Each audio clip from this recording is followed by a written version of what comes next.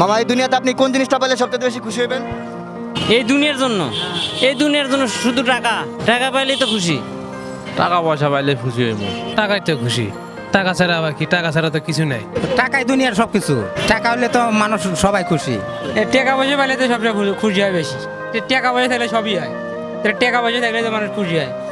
এই দুনিয়াতে ভাই আমার কোনো কিছুই চাওয়ার নাই, কিন্তু একটা জিনিসই ইচ্ছা হলো কি আমার ফ্যামিলি, আমার বর্তমানের যে সময়টাই ফ্যামিলি বউ বাচ্চা নিয়ে আমি সব একসাথে থাকার একটা ইচ্ছা, আর আমার এটাই সব আনন্দ।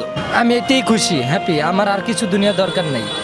সব নিত্য পণ্য দাম বাড়ছে, আমরা তো রিক্সা মিসকা লিয়ে যাত্রা করে যেতে পারি না, সাইদাবাদ যেতে পারি না, লুডো উঠতে পারি না, অথচ সারা কমলাপুরের রাস্তা ভাঙ্গা চাঙ্গা। হ্যাঁ, এই 300-400 টাকা জমা দিয়া 200-300 টাকা রোজ পাই, একবেলা মাছই কিনতে পারি না, আর ভাত কিনুম করতে। হ্যাঁ, এখন মনে করেন নিত্যপণ্যের দাম যদি কমে আর আমরা উপরে যদি অটো রিক্সা লিয়ে যাইতাম পারি, কামাইতে পারি, ছেলে মেয়ে আছে, লেখাপড়া করাইতেছি।